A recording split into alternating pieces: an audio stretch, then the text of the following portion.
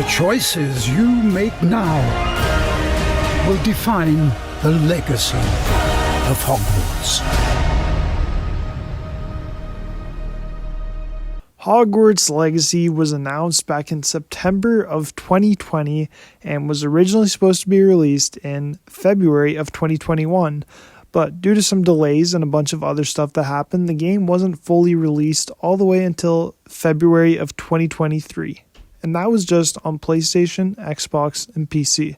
The hype for this game from Potterheads and us gamers alike was crazy. The best Harry Potter Wizarding World game we have gotten to this day was probably LEGO Harry Potter Years 5 to 7.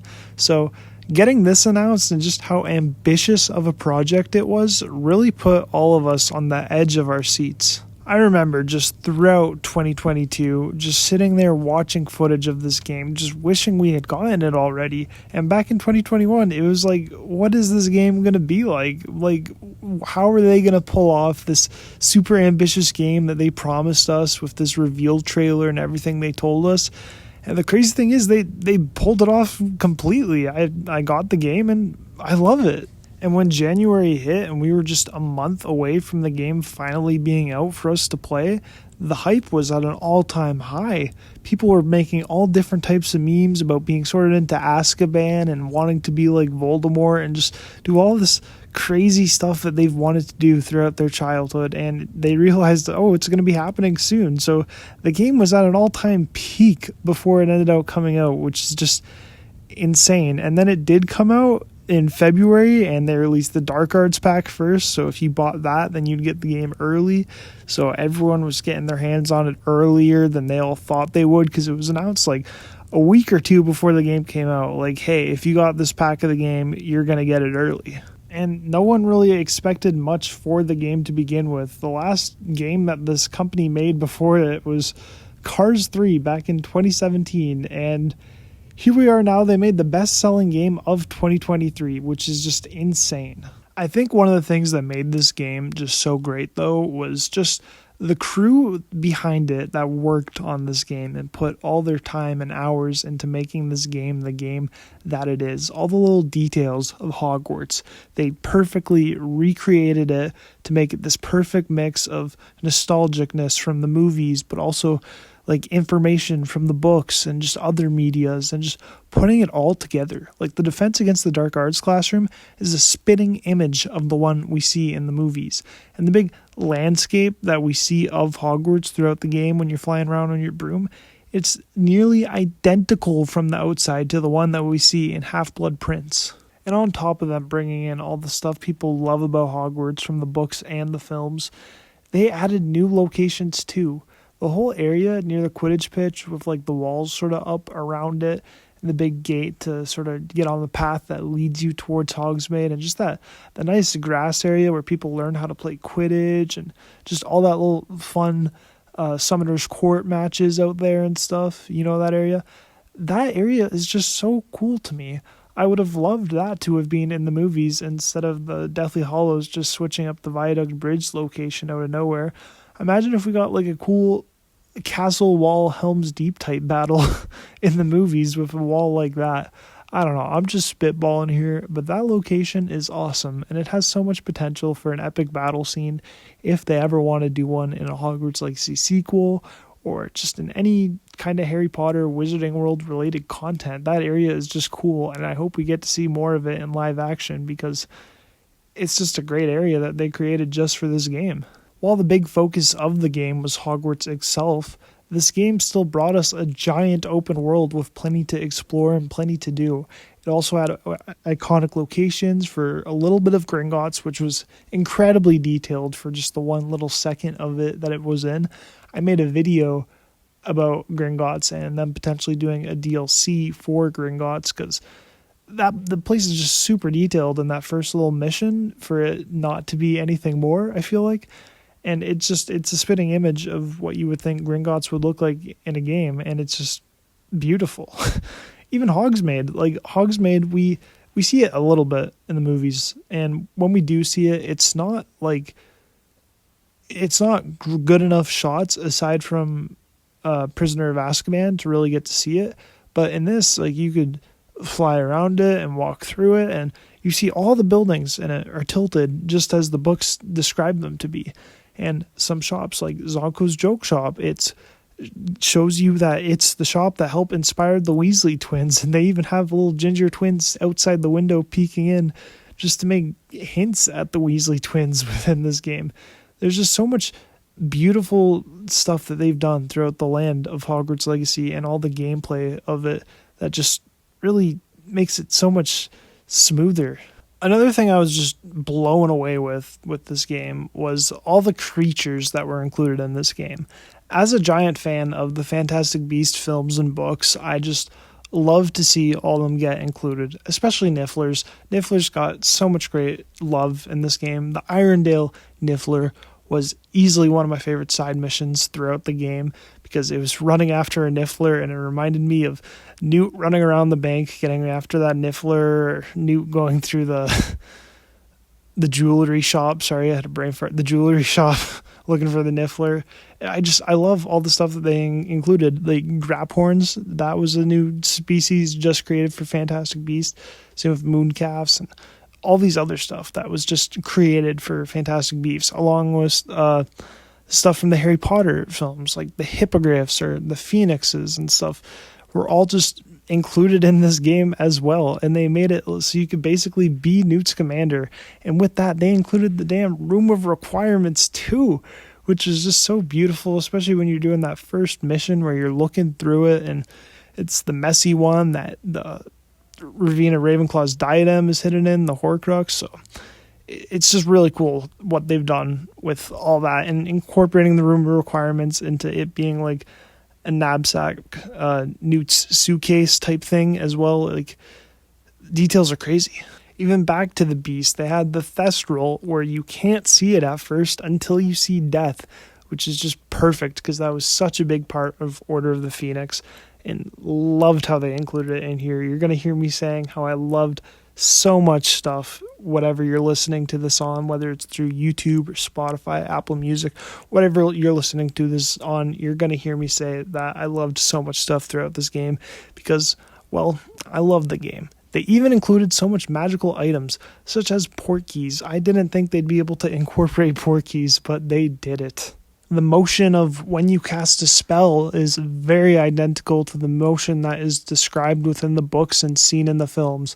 With Wingardium Leviosa, it is a swish and flick, and when you learn Avada Kedavra, it is the shape of a lightning scar, which Harry has, which is just beautiful because it shows, oh, that's what someone will have if they survive Avada Kedavra. And what do you know? That's what Harry has, and that's the shape that it is to learn it in Hogwarts Legacy. I'm just nerding out just talking about that. The gameplay is great too. I love the way that they did it with all the different spells and making it a bunch of different controls. You have all your essential spells, which you don't need to put onto your spell trees to assign them or anything, like Revelio or the basic cast.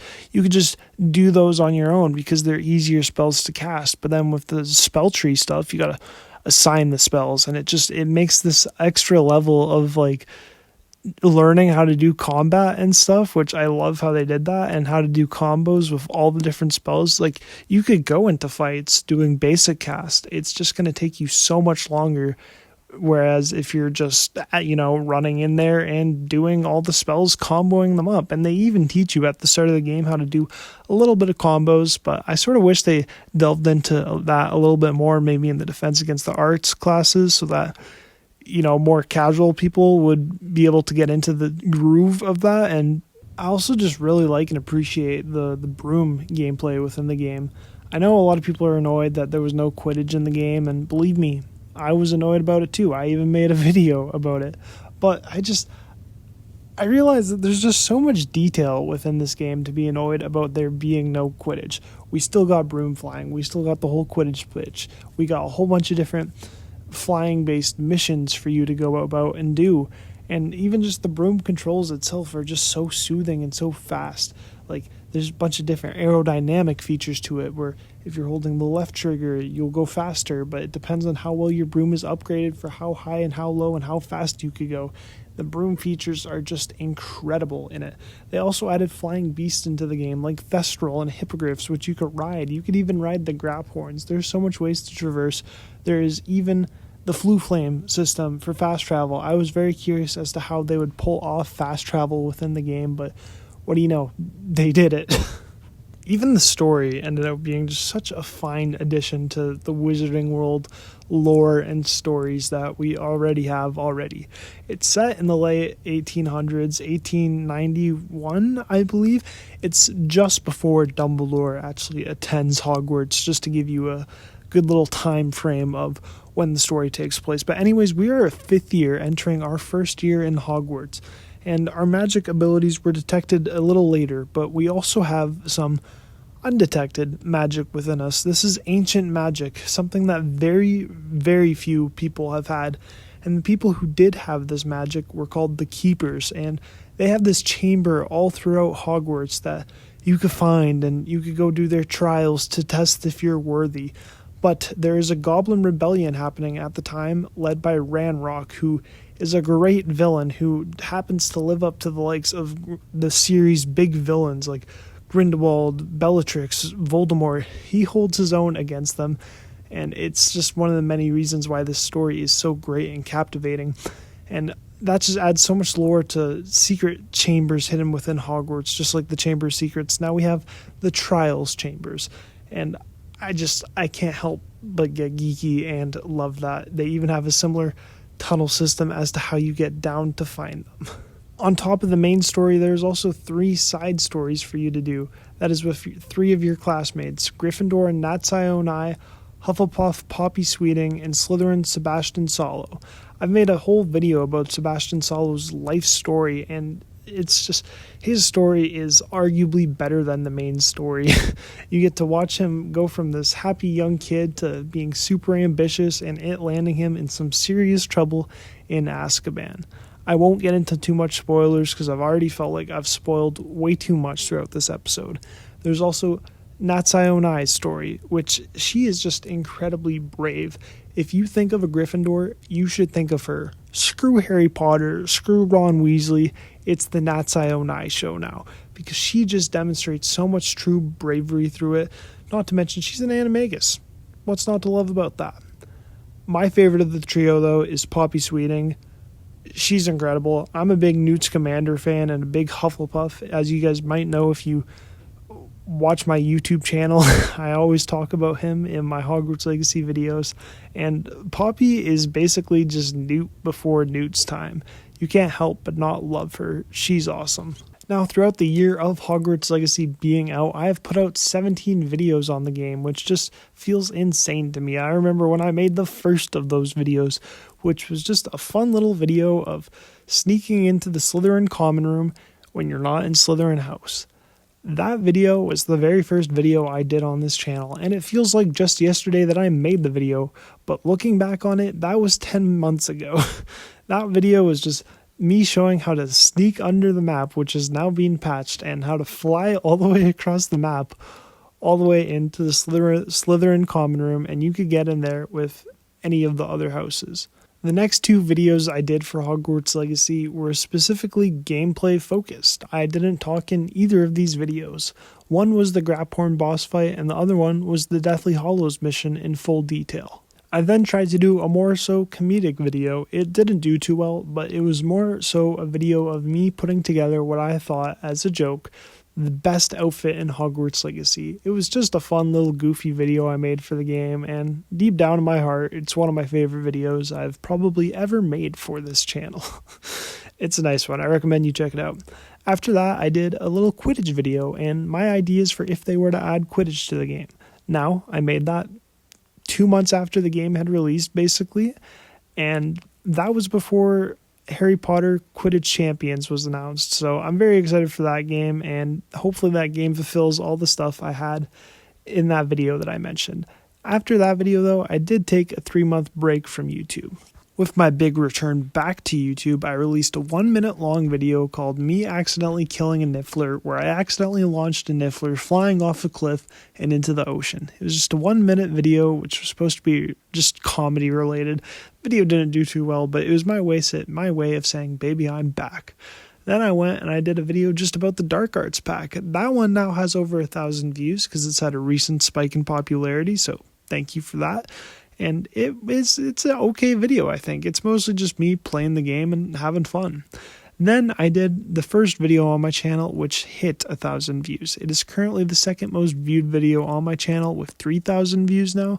I love the video. It's called Hogwarts Legacy is Perfect. It's a little similar to this one where it's sort of just me rambling on about things, but it's not necessarily a retrospective like the way this one is, where I'm talking about the history of Hogwarts Legacy and my history with it. That one is more so just me talking about why I love the game. So I guess maybe in a way it's sort of similar to this one.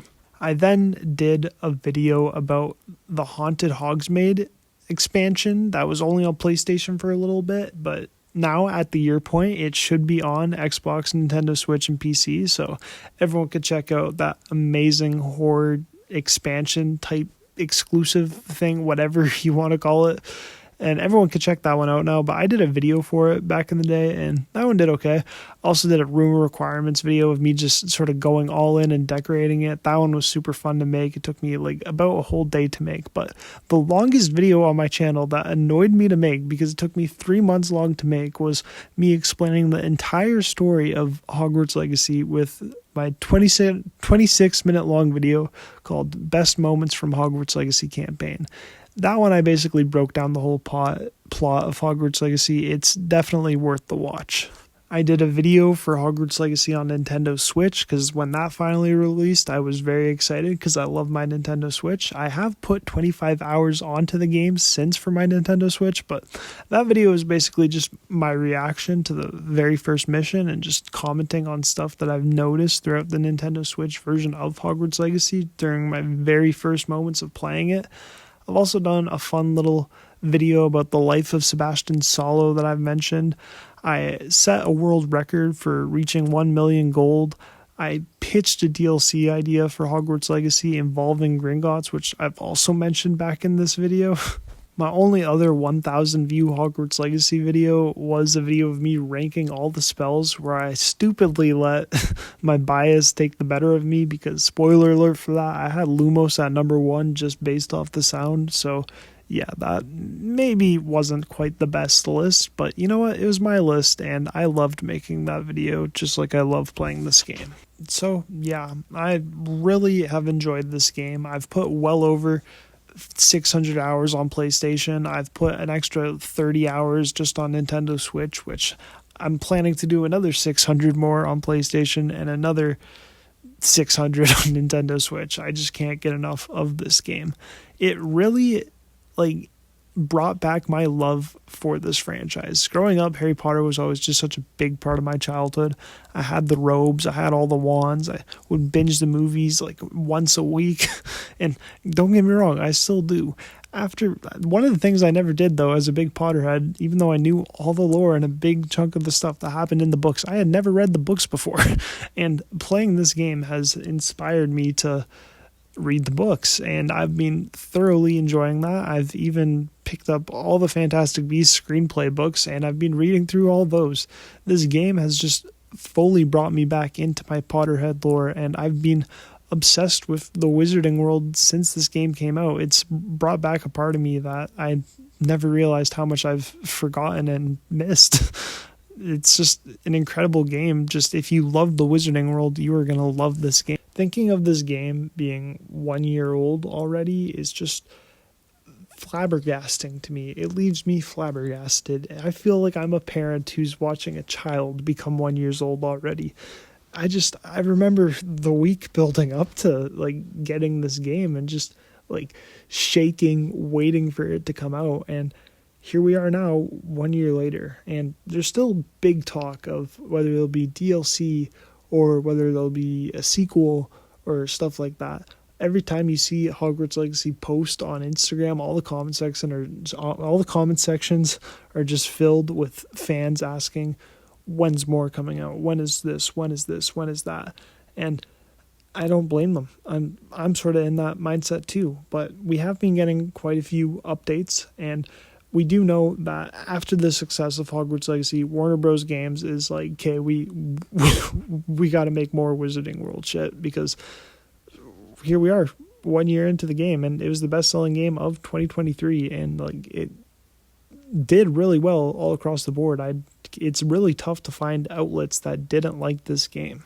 Anyways, this will be all for this 1 year anniversary Hogwarts Legacy retrospective video thingamajig. I don't know, I'm still working out what this video will be. Whatever the title is, that's what it'll be. For anybody watching here though, all the way until the end, I got some question for what you guys want. Throughout this video, I mentioned potentially this being on Spotify or Apple Music. I'm thinking of doing a potential podcast where I do similar stuff like this, where I do retrospectives or stuff, or where you guys could just listen to me yap about stuff like this. And I don't know, I like yapping, so I was thinking maybe I'll do that. Another thing I was also thinking of doing is I've really been enjoying doing green screen type work, and I was thinking maybe I could do some skit comedy, or not even skit comedy, just skit videos for you guys, because I like editing, and doing skit videos would be pretty fun, if I had to say. Anyways, though, if you guys have made it this far into the video, thank you guys so much. Let me know in the comments what you guys sort of want me to do with the suggestion I threw out there. I think I'm for sure going to do some skit stuff, so stick around for that if you want some more different type of content, not just gaming related. I'm still going to be doing lots of gaming videos. I got some more Hogwarts Legacy videos still in the works, of course. Speaking of Hogwarts Legacy, I'll have the playlist to my Hogwarts Legacy videos in the description here, because I talked about all of them throughout this video. I really had a fun time doing this retrospective. I wrote a big giant script of topics that I want to talk about, and I think I covered basically everything that's in the works for Hogwarts Legacy's future, and everything from its past year, and everything from my experience from it this past year. I really like doing these retrospective videos. If you guys are still here, thank you again. I love you guys, and make sure you guys have a good night. Goodbye.